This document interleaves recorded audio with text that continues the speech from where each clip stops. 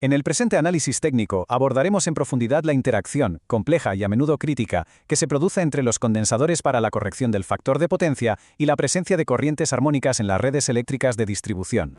Para ello, seguiremos una estructura lógica. Primero, se planteará el problema fundamental. A continuación, se analizarán las bases físicas del fenómeno. En tercer lugar, se cuantificarán los riesgos. Después, se detallarán las soluciones de ingeniería disponibles. Y para finalizar, se expondrán los estándares regulatorios aplicables.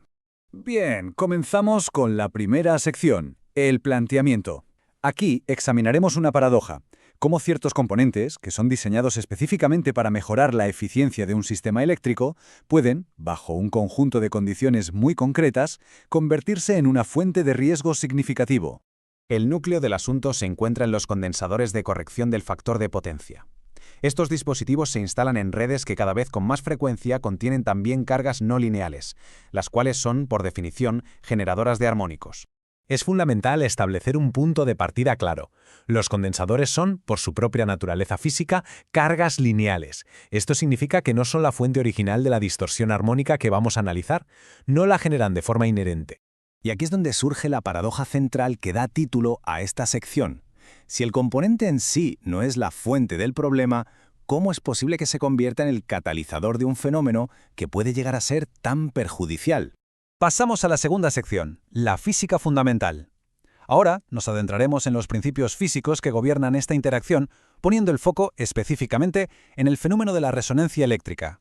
El primer principio clave que se debe comprender es la relación inversa que existe entre la impedancia de un condensador y la frecuencia de la corriente que lo atraviesa.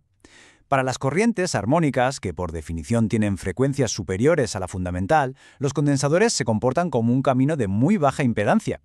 Como consecuencia de lo anterior, se produce el segundo principio. La combinación de los condensadores de corrección del factor de potencia y la inductancia propia de la red, que proviene principalmente del transformador de potencia, da lugar, de forma no intencionada, a un circuito resonante en paralelo.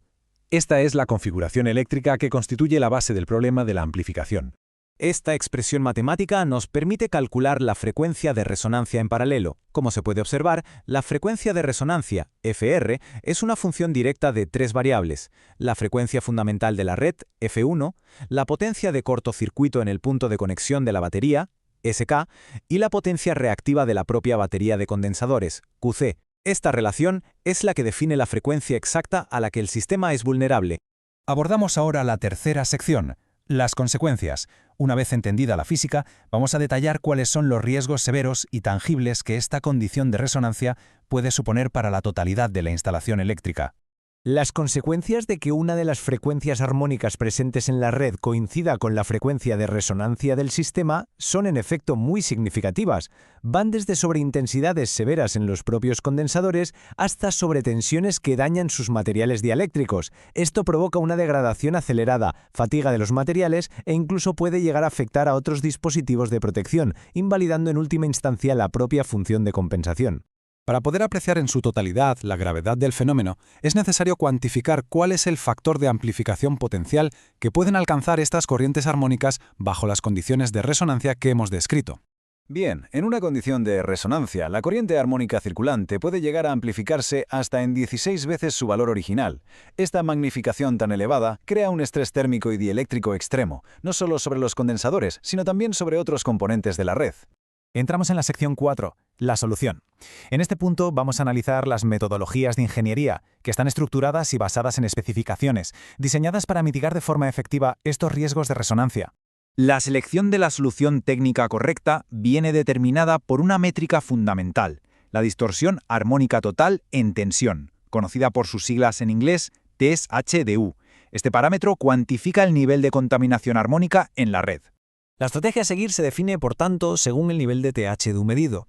Para niveles que se sitúan entre el 1,5% y el 6%, la normativa técnica prescribe el uso de equipos SAH o filtros desintonizados. Si el nivel supera el 6%, la solución debe ser más robusta, requiriendo filtros pasivos o, en casos extremos, filtros activos. Este es el esquema de decisión técnica. El principio de funcionamiento de estos filtros, conocidos como equipos SEH o circuitos LLC, es crucial. Su función no es eliminar los armónicos, sino desintonizar el sistema. Es decir, desplazan la frecuencia de resonancia natural del conjunto a un punto seguro lejos de las frecuencias armónicas existentes, impidiendo así que el fenómeno de amplificación pueda producirse. Y llegamos a la quinta y última sección, las barreras de seguridad. Para concluir, revisaremos las advertencias y las mejores prácticas que se encuentran codificadas en la norma técnica de referencia, la UNE EN 61642. La norma es absolutamente inequívoca en este punto. Prohíbe explícitamente la práctica de adaptar baterías de condensadores estándar ya existentes mediante la simple edición de una inductancia en serie con el objetivo de convertirlas en un filtro. La razón técnica detrás de esta prohibición es clara. La adición de una inductancia en serie provoca un aumento de la tensión eléctrica en los terminales del condensador. Por lo tanto, un condensador destinado a un filtro debe estar diseñado y fabricado para soportar como mínimo una tensión superior, típicamente un 110% de la tensión nominal de la red. La norma establece una segunda prohibición de gran importancia. No permite la instalación mixta en una misma red de baterías de condensadores que incorporen inductancias antiarmónicas junto con otras baterías que no las tengan. La implicación práctica de esta regla es un mandato de uniformidad. En cualquier instalación donde se haya detectado presencia de armónicos, todas las baterías de condensadores instaladas deben ser del mismo tipo. Esto es fundamental para prevenir interacciones resonantes impredecibles entre los diferentes equipos y garantizar así un comportamiento seguro y predecible del sistema en su conjunto. Este análisis detallado nos lleva a una reflexión final sobre la evolución de las buenas prácticas en el diseño eléctrico moderno. Dada la omnipresencia creciente de las cargas no lineales, cabe preguntarse si el análisis armónico proactivo ha dejado de ser una opción recomendable para convertirse en un requisito técnico fundamental en cualquier proyecto de corrección del factor de potencia.